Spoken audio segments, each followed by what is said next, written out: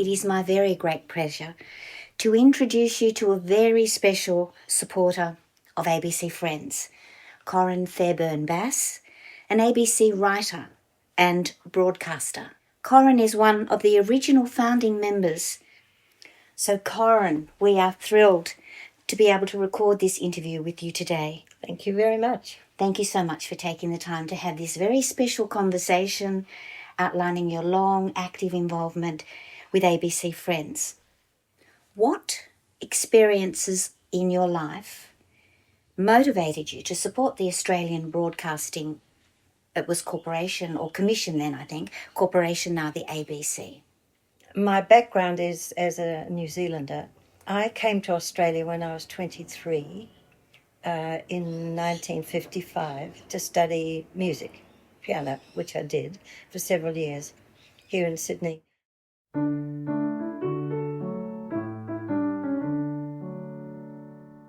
I met my husband, Bassie. Walter was his name, but everyone called him Bassie.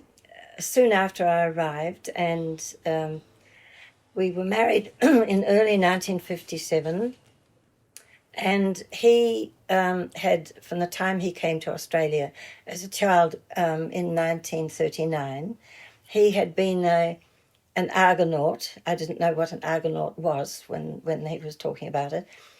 He'd been an Argonaut when he was a child and always supported the ABC, but he was a supporter of a country having an independent national broadcaster, because having come from a regime, even though he was a child, he knew all about what happens when there's a coup or a military upheaval. The first thing that is taken over is the media. And it is so important, he always said, and this was long before the Friends was even thought of, it's so important to have a national broadcaster completely independent. We suggest that it is a foundation of our democracy. That's right. And we have seen instances where that has been eroded. He had. Yes. Even as a child, he could remember.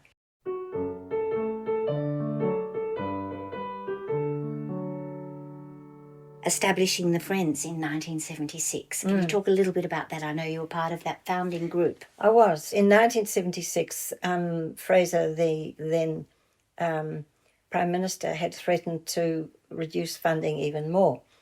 And a lot of us, ABC supporters, became alarmed. And there was a lot in the papers about it, of course, there always is, where the ABC is concerned. And one day, some friends of ours, Hans Bandler and his wife, Faith, and I, and Bassie, were sitting here talking about the ABC. And so we thought, what can be done? And we thought it was high time that something organised was started. But we said, well, let's have a public meeting and see what can be done. Soon after that, Anzac House in Sydney here, we got a date to go there and advertised the meeting, and people turned up, hundreds and hundreds. They filled the Anzac House, and they were all very concerned, of course. People did come because they were concerned. And after that, people agreed to get a committee going. And then a committee was formed, and my husband became the, not immediately, but a little while after that, became the president, and it was called Friends of the ABC. And that's how it was started. And the feeling of support was tremendous. It really was. In later years, we had quite a few public meetings with guest speakers. A few years later, every so often we would do this. They were held in Sydney University Hall, and the people would come, and the Friends took off, you know, and the enthusiasm and the worry about supporting the ABC was always there. So that interest and large participation by members of the public suggests that the ABC played a really important role in Australian society in the 1970s and... the early years? It's very interesting, yes, absolutely, for various reasons. One of which was that so many friends that we had, and this was in the 70s and 80s, of course, so many people had been Argonauts.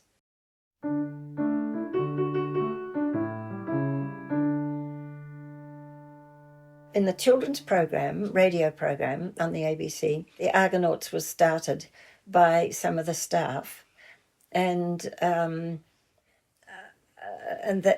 the children who joined, and there must have been hundreds, all had special names and special numbers. But there were the people who came onto the program were some of the best in music and in art. There was a musician, Lindley Evans, I think it was, from the Conservatorium, would take once a week, and I did get some of this while I was here, programs to do with music. And then Jeffrey Smart was another one. He organised children's drawings and paintings and so on. They'd have competitions, and they send them in to children send them in to the ABC, and Jeffrey Smart would comment on those. And the standard and the quality of that children's program was amazing, admirable. So there's early connections, very different from the ABC Kids that we see now, which is all television based. Yes. This was very much an engagement, competition. The involvement of a lot of people when they were children, the influence of that program is almost palpable in later years, because they still, the much older ones, of course, still talk about having been an Argonaut. Once you capture the hearts and minds of children, you've got them forever. So it's a very clever strategy, and it built a very strong support network. But radio was just the thing to do it too, because there was no television, and children would come in from play and sit down at the Argonauts program every afternoon. So we've asked Janine to join us here on the couch to tell us a little bit more about the Argonauts, and she has the publication in her hand. So, Janine. I think, again, what Corin has said, the Argonauts was really a seismic influence on a generation of children, and it really has carried through. So at our ABC Friends groups, we've got a lot of people. Whenever you mention the Argonaut, there's a sense of great affection towards the ABC because of that bonding relationship. So children's programs are incredibly important with the ABC, and really bringing the nation together in that childhood years, which really does carry through. And I guess that's really why the ABC is so important for our national identity. But I think also the people they had on, like Jeffrey Smart and the musicians and other people, set a certain standard in children's minds of what can be achieved. And I think without the ABC, that would have been lost.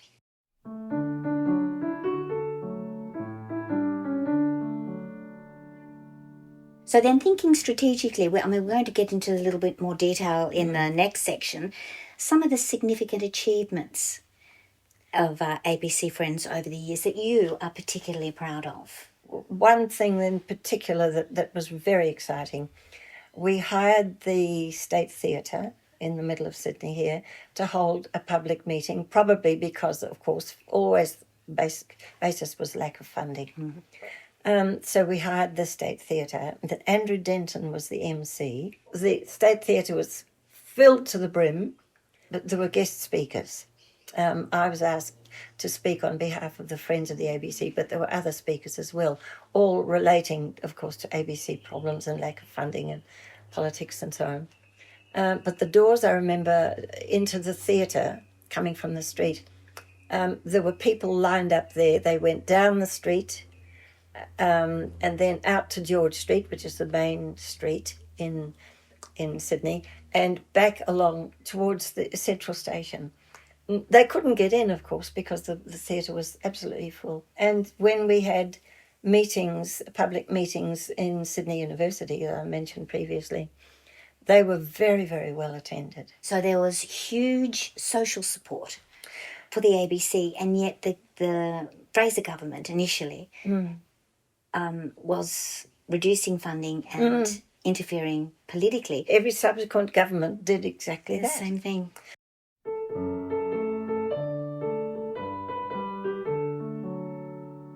The main supporters in those very early days were refugees from Europe. They had seen the effects of takeovers of the media, and they had left Europe because of the Nazi regime.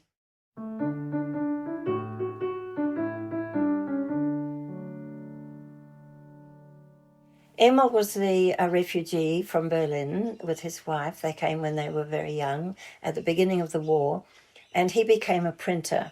For many years, he printed the first version of the Friends magazine, and he was also the editor.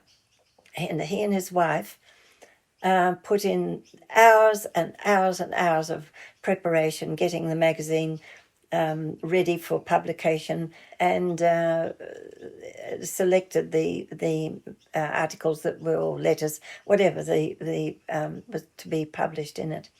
And Bassie helped, and others as well. We're very lucky in first of all, Emil setting it up and setting a standard, and then when he retired, the person who thought it was worth really carrying on, because it was an important little publication, was the English journalist Yvonne Preston, had been living in Australia for some time, in Sydney, and she took over as editor and of the magazine. And she was still working with the ABC at that stage?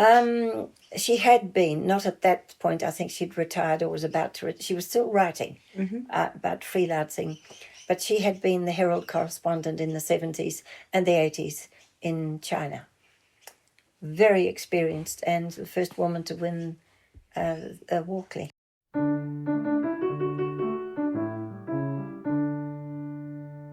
The connection between Bassie and Hans was very, very powerful and strong. It was. It all began really in 1938-39, and Bassie was 7. Bassie's father was an engineer in Vienna, working for the Vienna City Council. He was Jewish, but he was also a socialist. And the combination was enough for the Nazis to come one night and put them into a concentration camp. That's exactly what happened to Bassie's father, Wolfgang Bass. He went first to Dachau and then to Buchenwald. 6 months later, he was in almost a full year in 2 concentration camps. And a few weeks before the war began, Buchenwald concentration camp opened the gates and allowed the Jews to go liberated. But Bassie's mother, had tried for nearly a year to get visas for the 3 of them to leave Vienna, and that was virtually impossible until Wolfie was liberated from Buchenwald. And then the visas came very quickly, 3 visas for the 3 of them. They went to London and then came to Australia, to Sydney, just a few weeks before the war began. But after Wolfie got out of camp, he used to talk about a young man in the camp, both camps, a young engineer, who had been in both camps with him. And Wolfie used to say he was a most delightful young man, very gentle, very sympathetic, very kind to all the older men. This young man was in his late 20s, and he would do his best to look after the older men against the demands of the Nazis, of course, could be very harsh. Anyway, Wolfie used to talk about this young man, whose name was Hans. And anyway, then the Basses came here, and the people in the camp dispersed America, wherever they could go.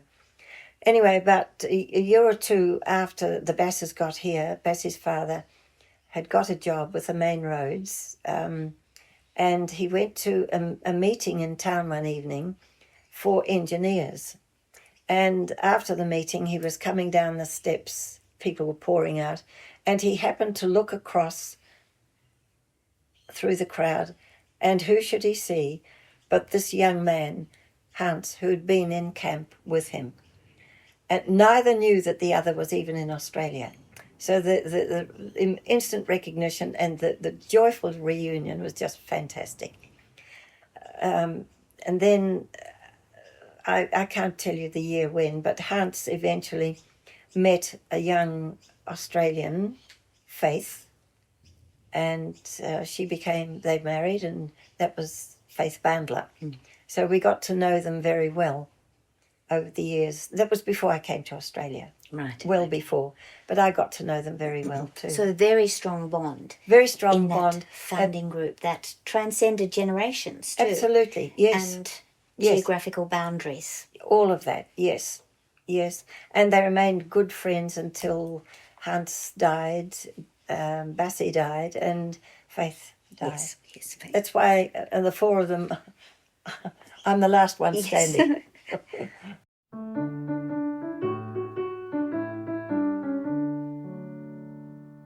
So now a memorable moment. I mean, I'm sure there are very, very many. A memorable moment from your activism that really stands out, that you're particularly proud of. Bassie decided, after discussion with the committee, that might be a good idea to draw attention to the lack of funding problem. Could be that if he and a colleague stood for the Senate in one election. So the others agreed, and a colleague was found and agreed to work with Bassie.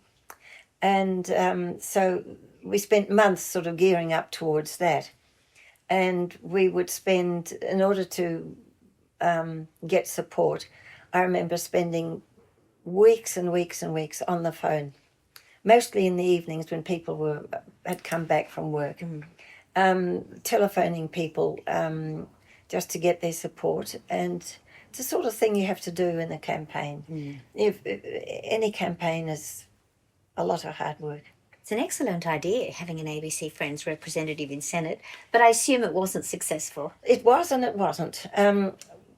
Nobody ever expected them to get in.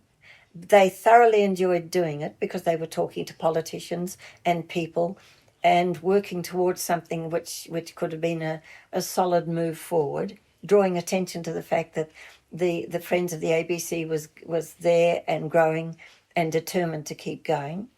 The price of freedom is eternal vigilance, which is what is their policy. And one morning, the ABC decided to, not long before the election, the morning program decided to hold a ring-in just to see what sort of support the Friends might get. Right. Which they did. And it was so successful. The phone, we were on the phone, of course, listening in. And the numbers of people who rang in all morning was so, it was great fun, but also very comforting to know that a lot of people were really concerned. And one of the presenters, ABC presenters, said, well, if the election was today, the Friends of the ABC would have a seat in Senate. Oh, how exciting. What a wonderful initiative to be part of. Well, they never expected to get in, and of course they didn't, and actually, thank goodness he didn't. But it was great to have this sort of thing to work towards because the response was so positive.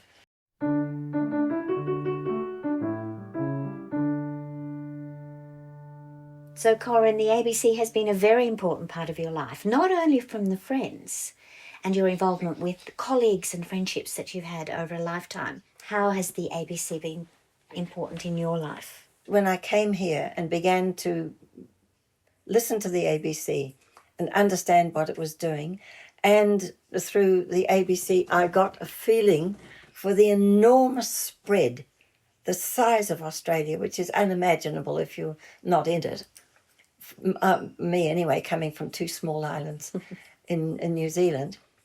The ABC programs, on radio particularly at first, and often on TV, but particularly radio, has been absolutely invaluable in my education and my understanding of what is happening in the world.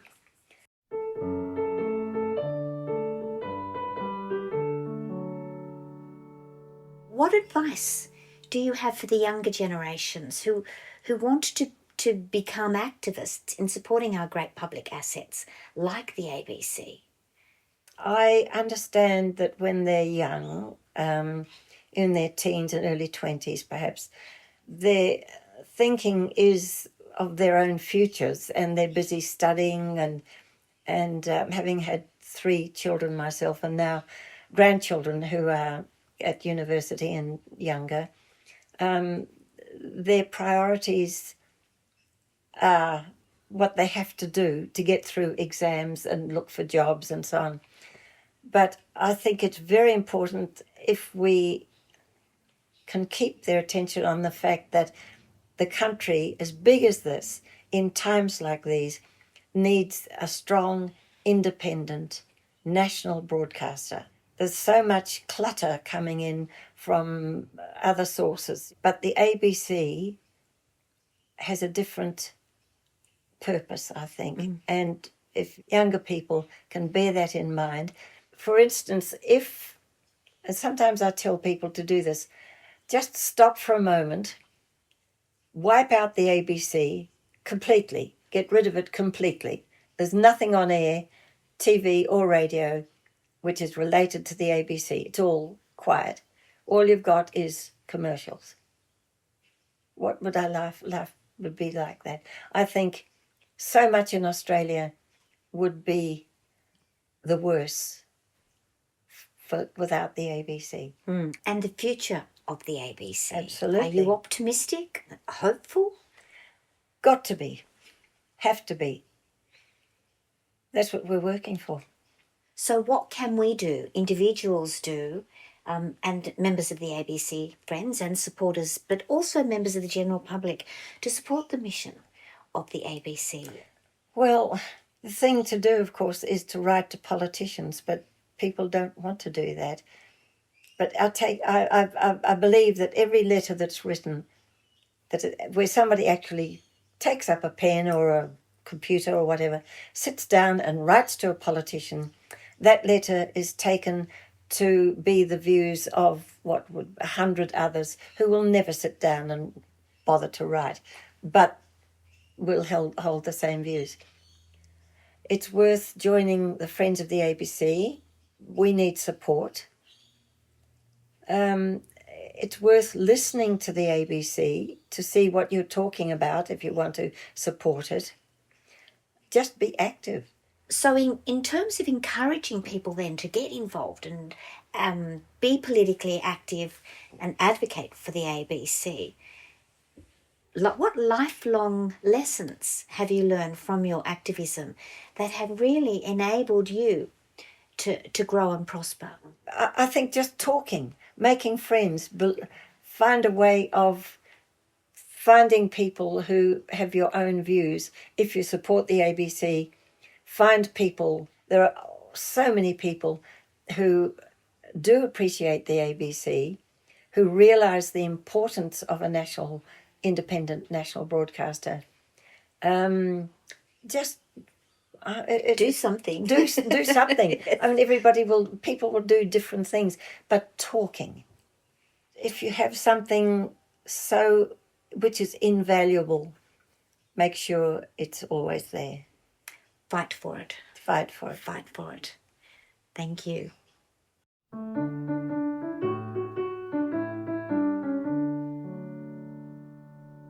I'm sitting in your lounge room where in 1976 you, Bassie, Hans and Faith Bandler had this discussion over a cup of tea probably. We did.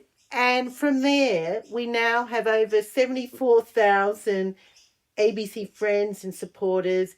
We've got 40 branches all around the nation from just one meeting in this one room. Just shows what determination can do, because it wasn't only us, we got it started, but it grew from that, and we weren't the Friends of the ABC. All of you were. 4,000, and many, many more. There are millions of people who rely on the ABC on a daily basis. They might not listen all day, but they rely on it for information to do with whatever they're doing, they're working, and there are millions of Australians. Don't let it go. But before we finish, I have a presentation for you because, as you know, even though you started in 1976, it took us quite a few more decades to actually form a branch in the northern suburbs, which we did. And you are a committee member on our committee, a very active one, who has really initiated some terrific ideas, such as singing an ABC song by lyrics by Jonathan Biggins at the end of each meeting. But what's really significant is that we just celebrated our 5th birthday only a few weeks ago, and as a result, I have a surprise. What? Our local member has made a Hansard record of a community notice celebrating the ABC Friends Northern Suburbs and its 5th anniversary, and Matt Cross has asked that this certificate be given to you. I'm honoured. Thank you very much. That's beautiful and very unexpected. I've so enjoyed for 50 years being part of the Friends of the ABC. And as I say, when you've got something of worth, don't ever let it go.